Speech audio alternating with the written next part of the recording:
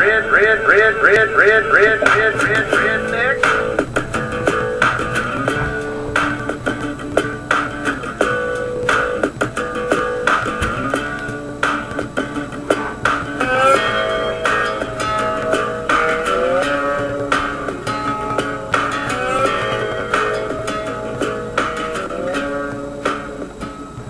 welcome back. This is a TD show. We're in our third segment. We're going to talk a little local sports, one of my favorite things. You know, I'm a Metcalfe County Hornet at heart, always will be. We're going to have a special guest, but before we get to that, I want to give you a little background. We've got the Class A tournament starting next weekend, the 18th. Playing over at Glasgow. Our boys and our girls will play at Glasgow. Glasgow girls are really, really good this year. One of the better teams in the state, definitely one of the better teams in the region. Glasgow's boys are also pretty good. I think our boys do have a chance against the Glasgow boys. The girls, if they play the best of their ability, they do have a chance to play them well. We're gonna talk to one of the great female coaches in Metcalfe County history, Miss Mary Lou Feast. She was a Lady Hornets coach. She took the Lady Hornets to state in '93 and '96. And we've got her on the line with us right now. Are you there, Miss Feast? Yes, I am. Hey, Miss Feast, how are you doing today? I'm doing good. Are you? Doing well. I hear you're watching a little league basketball game. Is that right? That's right. I'm watching my godson. Actually, it's a 7th grade game. 7th grade game. Okay. Miss Feast, can you explain to our viewers what the Class A does, what the Class A is, and what Class A means to a small school like Metcalfe County? Well, Class A is a small school, like you said. It is a great program for the small school because, you know, you have a big school, you cut kids, you usually have pretty good great team every year, or should, and or most of the time, and when you're from a small school, you know, you just don't get the numbers out that you do in a big school, and this gives us a little edge in competition. I think it also helps us to get ready for the district and the region and all of the competitions. I agree. I think it's a great tool for getting ready for that environment you're going to experience in the district tournament and in the regional tournaments. Let me ask you about some of your teams. The way I remember it, I wasn't very old at the time. I've always heard about it. 93 and 96, you were underdogs, went to play Monroe. And then later that year, you had to play Russellville in 93. Both of those teams were very good, very highly ranked. I think Monroe might have been number 2 in the state, went to the Final Four. What do you remember most about those runs back in 93 and 96 through the Class A state tournament? Oh, in 93, we went to Russellville, and I can't remember how we got there right now. I just remember we went to Russellville. You know, I can't remember who we beat. But I didn't kind of look it up to you, the truth. But we did play Russellville in the finals, and Russellville was heavily favored. They were one of the top teams in Class A, predicted, I think, to be in the finals maybe. And anyway, we played them on their home court, went down and upset them. It's a close game. We slumped a lot of good point shots. They had a kid that was, I mean, just to see her, just scared the fire out of the whole team just about it. I mean, when she got down in defensive position, she could just about smack the floor with her hands. Had a long arm girl, a good 3-point shooter, and her and Kelly McMurphy, they swapped a whole lot of 3-point shots during that game. But one thing that stands out in my mind more than anything is before the game started, we had Anna Branstetter in the locker room, and I thought for some reason the game started late. And I thought the kids were going to tear the door off the locker room to get us out on the floor. And Anna was one of the big retail leaders. Of course, we had Hyde Coleman there, and she was recovering from a wrong ACL, but of course she played better with the wrong ACL than most people play. That's true. But I just remember in the locker room, it was one of those games where the coach could kind of sit down and cross her legs and not do a whole lot, because the kids were ready to play. I mean, just and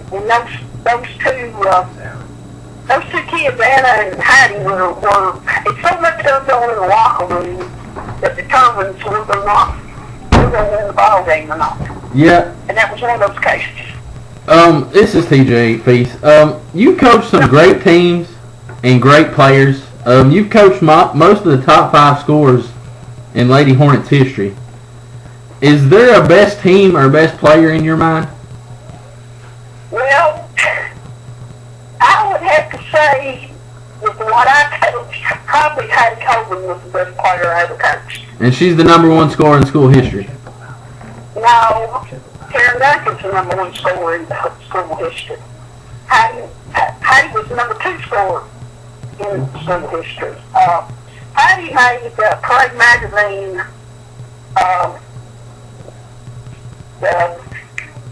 I've gone blank. She made All-American, Parade Magazine All-American. Yeah. All-American, yeah. If you had to put 5 players on the floor and you could choose from any of the players that you coached, who would the 5 be? Oh my lordy, TJ. I don't know if I could just pick 5 or not. That's rough. All right, 6. You could have somebody coming off the bench. You could have 6 players, 5 and a bench player. Well, Hattie would definitely be point guard, but I would have Kelly Worker out there someplace along the line, because she was a good point guard and a fabulous shooter. There's a kid that I did not coach in high school, but I coached in grade school that was absolutely awesome.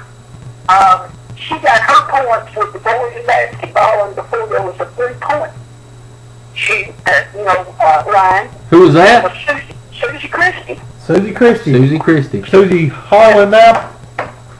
What'd you say? Is that Susie Harlan now?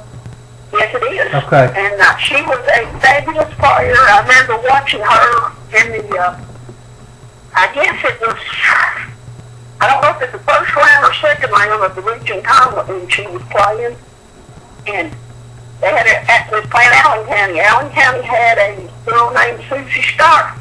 Susie Starks was the Western on the full ride. Hattie was every bit as good as she was.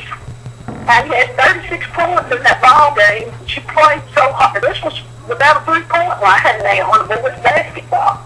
And I mean, she was a great player too. So I couldn't leave her out. Of course, I would probably, I don't know, man, you're making this look. You've got 3. I would have Rachel Obinsky and Misty Logan, Christy Perkins, Taryn Duncan. Well, now you're naming more than 6 now. Hey, you have a good bench. Now you I could had some pretty good kids, you know. Yeah, when you've coached as long as you do. All right, let me ask you something else. If there was no Guffey twins and no Angela Brown, do you think Taryn Duncan and Christy Perkins and them win Class A? Oh my Lord, hands down, I think they would. Yes. I think they had a good shot even with them. The Duffy kids, when they were playing, if I'm not mistaken, they got runner-up in the state. Yeah, they that's did. right. You know, and then you can't leave Monroe County out of all this too. I mean, before the Duffys come along, Monroe had some fabulous teams. Right. You know, so they won the Class A. Feast, you coached 12 years of high school basketball. You coached grade school basketball and softball. You coached cross country for 10 years. Led a couple girls teams to win region.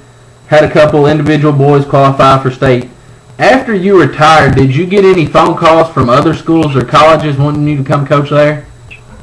I didn't have really nothing from colleges, but I had some calls from some other high schools to come and coach. And What were those other high schools?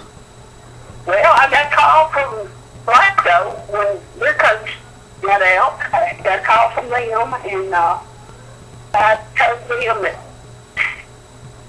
my kids would kill me.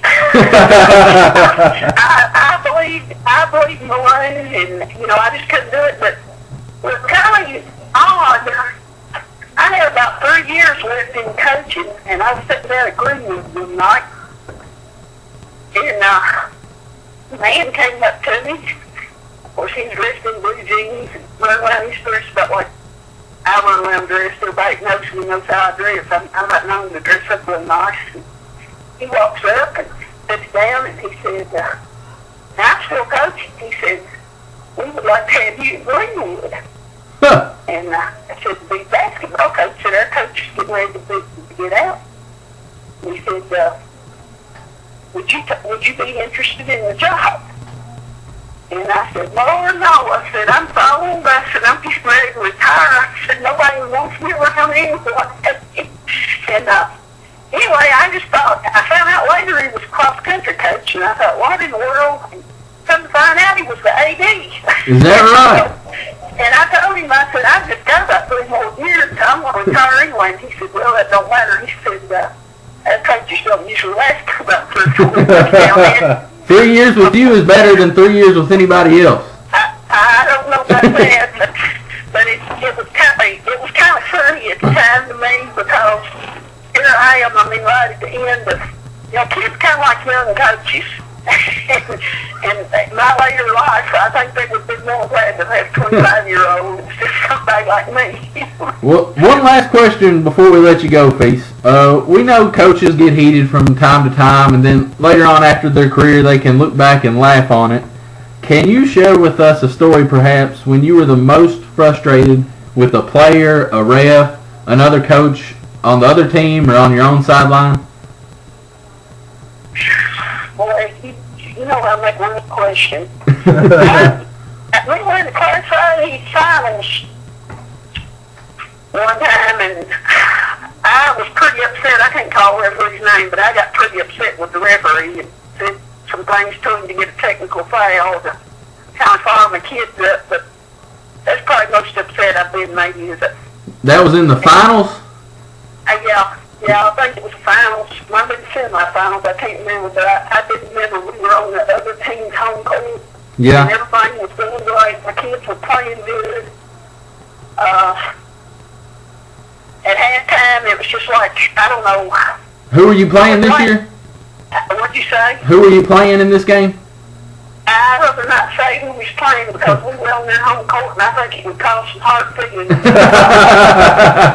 referee... So there was home cooking going on is what you're saying? I don't know. It was just like something happened. He had caught... He's a great referee, too, loved him to death. But something happened at halftime. And it was just like he came out and every break went their way. It was just... I don't know. I just didn't feel good about it. I guess that's probably about as much upset. But no, the kids... They was getting upset at me and yell. I screamed and yelled, stomped and slobbered and done everything else on. And I guarantee you, Mac will tell you the same thing I do. I'm sure. Well, I experienced it with Mac. I never got to experience it with you. What'd you say? I experienced it with Mac. I never got to experience it with you. But I can tell you right now, it was a show. It was all just to try to motivate the kids. Kids probably didn't know it at the time, but I guarantee you he'll tell you the same thing. It's all just acting. Well, not all the time. Maybe most of the time. I don't know about all the time. But I can tell you it's 90% of the time. Yeah. It's a motivational thing that most coaches can refuse to actually get mad, but we have talked about it off the court. And go in there and maybe wake the team up one side down the other, then come back out and act like we're just mad and horny in the locker room, come back out there and laugh at each other or what we did. That just it's a motivational thing. Yeah. And some kids respond to that, and some kids don't. You got to find out what they respond to. Right. Well, So I do know that my greatest teams responded to just going in the locker room and act like I was out of my mind.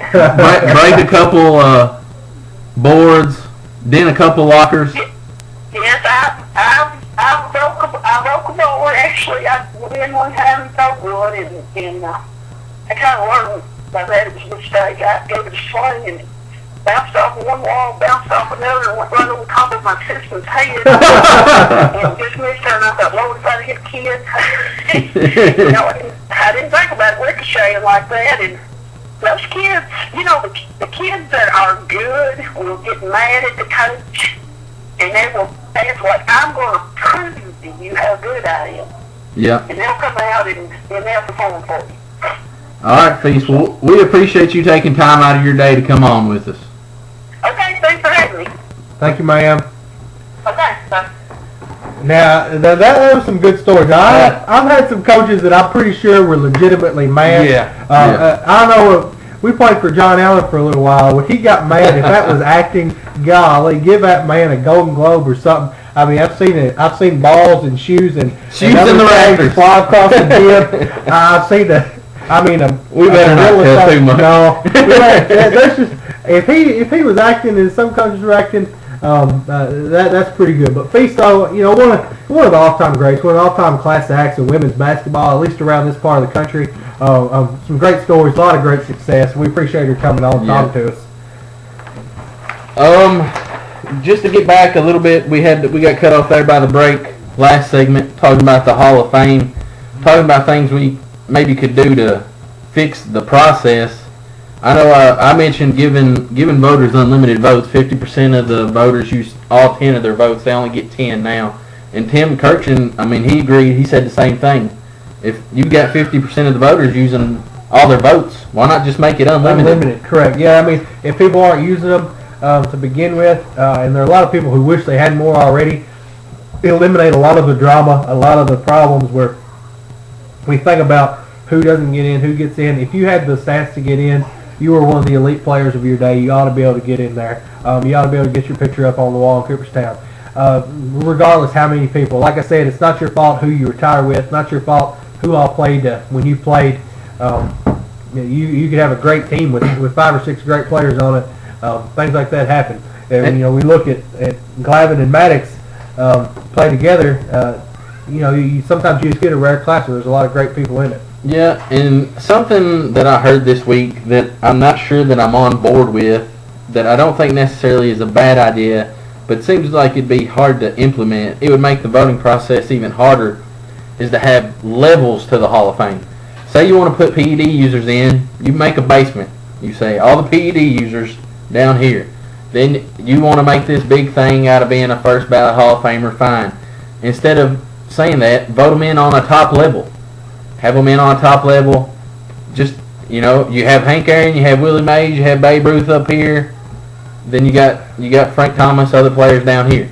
Yeah, I don't know how you'd ever vote on it. I think you'd almost, if you're going to have a system like that, you'd have to almost leave it up to the Cooperstown Trust to kind of make the decision where people go on their own. I don't know how you'd ever vote that many different people, that many different levels. Balloting processes would get very confusing, and you might actually lose interest in it because it's so complicated people couldn't follow it. Now, if you had some kind of trust, some kind of elected board maybe set up to decide where people went once they got in, you might be left with some of the same problems, but it might help you a little bit in that situation. Yeah, and the thing with me is the Hall of Fame is a museum of the greatest players to ever play baseball. Would you agree with that? Well, the greatest people associated with baseball, players, managers, right, yeah. Contributors. The problem I have is if you go to the Museum of Natural History or whatever you want to go to, I'm guessing they're probably going to have the Holocaust in there. Yep, there's going to be a lot of things about the Holocaust. There's going to be a lot of, even if you go to any museum in Europe, even a lot of art museums, you're going to see art with pictures of maybe the French Revolution. You're going to see a lot of things about slavery, especially museums in the South. All these bad things that happened, but are all part of history and all caused a great change in the world. A lot of those things were terrible, ended up causing change for the better. Those are all going to be in there because they were very important, very predominant in their day. And I think where you're leading with this is just because the PED users did something bad, that maybe they broke some rules. A lot of them weren't actually breaking rules. They weren't even tested for these things. It wasn't against the rules at the time. It wasn't illegal at the time. You were allowed to do it. But maybe it padded their stats, altered their stats. They still played better than anybody else around them at the time. Right. And one of my arguments is Barry Bonds. Prime example. This is my argument here too. Right. Barry Bonds, whether you like him or not, which I never really cared for him. I'm arguing for a lot of people I don't really care for. Barry Bonds was arguably one of the best players to ever play baseball, whether you don't like him or not. And you can't tell me that steroids can turn a guy into a complete non-Hall of Famer to the best player to ever play the game. Yeah, I agree with you there 100%. Like I said, I never liked Barry Bonds because he was kind of cocky. I didn't like him as a person, but I respected what he was capable of doing. Regardless whether or not he ever used steroids, whether or not he did anything against the rules of baseball, the man was one of the best hitters of all time. Great hitter, great run producer. And I couldn't do that. I could go take all the steroids I wanted to. You could take all the steroids you wanted to. You could get a lot of guys playing in the MLB right now who are world elite level athletes. Give them any kind of steroids, any kind of training. They're not going to be able to do that. He was a special person, regardless of his moral disposition. Right. And, I mean, he was special. He was such a multi-tool player before the steroids. Arguably the best player in baseball then. But you have Mark McGwire and Sammy Sosa hitting 70 home runs a year, and the media obsessed with them. So, I mean, he's looking at him saying, look at what I'm doing. I guess if I'm going to get noticed, I'm going to have to do this. And the thing with the steroid users is the media and fans didn't have a problem with it when they were doing it. They were doing it to please the fans. Yeah, people loved it at the time. I mean, chicks dig the long ball, man. Yeah, everyone loved it at the time. Now we're looking back and our teams aren't doing this anymore. We've realized that there's problems. It caused health problems. And we didn't want to pass that message along. And now our teams can't hit like that. People can't do those kind of things anymore. And we look back and think, well, that's not fair. 20 years ago, this team was awesome, and they had all these players, and they weren't doing that. You know, there's always been people trying to find the best solution they could. We know that what was it? Willie Mays used to take amphetamines to keep himself awake. You know, he wouldn't get so tired. Those are things we test for now. They weren't illegal then. And Babe Ruth drunk beer. Maybe that somehow helped him before the game. He drank beer and milk. It loosened him up, I guess. You know, I mean, I used to say that wasn't a PED. And you know, you gotta think. Remember, when we talk about this, a lot of these things aren't illegal and they weren't tested for. Creatine was one of the big problems. People have a big problem with that. That's not an anabolic steroid. It's something I can go buy right now and take. It doesn't cause any major health effects, and it wasn't even tested for. Nobody thought anything about it till 10 years later. Now we're going back and saying, man, they shouldn't have been doing this. I agree that steroids is kind of a black eye on the culture of the game. Right. Culture of the game. But as far as the fan side and how things were happening and how the game played out, completely transformed the game of baseball, made it relevant again, brought it to the 21st century. Right. Because, I mean, a fan like me, a die-hard baseball fan, likes to see what we've seen in the past 10 years or so in pitching. Yeah, pitching and good defense. Right. But mainstream sports fans don't care about that. They would rather see what they saw in the late 90s. Yeah, we'd rather see two guys trying to break a home run record. We'd rather see these huge people hitting balls out of the stadium, into rivers, into the ocean. That's the kind of things that most of the world likes to see, kind of things that when you get those highlights, you draw people in, and they can start to understand what we love about it. The strategy on when you steal a base, when you send somebody, who you pitch against who. That's the things that we love, but you've got to get people in. You know, if my dad had set me down and said, look, we're going to watch this game, and it was a 1-0 game with the best strategy, two of the best managers, great pitching, I would have cared nothing about it when I was 5-6 years old. But you see these guys hitting big long balls, it gets exciting, gets it in your blood, and you want to know, you want to learn more about it. I think as bad as it was, it's a terrible example for kids. You know, it's bad on your health, kind of a black cloud over the sport. It did a lot to promote the sport and bring it to the level they're at. I think the Hall of Fame and the museum should at least remember that. Remember what these people did for us. And somebody that, being a Reds fan, I saw a lot growing up that I want to make a quick argument for is Craig Biggio. 2 votes away this year. You got to take into account one of those votes is a guy who only voted for Jack Morris to kind of protest Jack Morris getting in. My thing with Biggio is if he plays in New York in the same time period that Derek Jeter plays, he's a Hall of Famer. A Hall of Famer all day. Or if he plays for the Dodgers in L.A. or a big market team. Yeah. I mean, you look at the stats here. Craig Biggio hits 3,060. Derek Jeter hits 3,316. We assume Derek Jeter's a Hall of Famer. Somebody we know that is a Hall of Famer went in 2011 at second base. Roberto Alomar had 2,724 hits. That's less than Biggio. He had 210 home runs. Him and Jeter both hit less home runs than Biggio. You look at the RBIs are in the same ballpark. And the argument I'll make for Jeter having a few more RBIs than Biggio, he's going to have all kinds of more opportunities. He's going to have a lot more people on base around him, playing with arguably one of the most talented teams of all time in that late 90s, middle 90s Yankees era. He had a lot of people that he could hit and drive into scoring runs. Right. I really believe that the voters are doing a disservice by not getting Craig Biggio into the Hall of Fame. And all that said, talking PED users, talking Biggio, talking everybody that should get in, talking about redoing the process, put Pete Rose in the Hall of Fame. Spoken like a true Reds fan. He has the most hits in baseball. I agree with you. That might be a conversation for another day because I think you might go on a 2-hour rant just about that. That's all I have to say. Look, put Pete Rose in the Hall well, of just a Fame. break. We'll be back. We've got another caller. A lot of stuff going on in our fourth and final segment. Stick with us.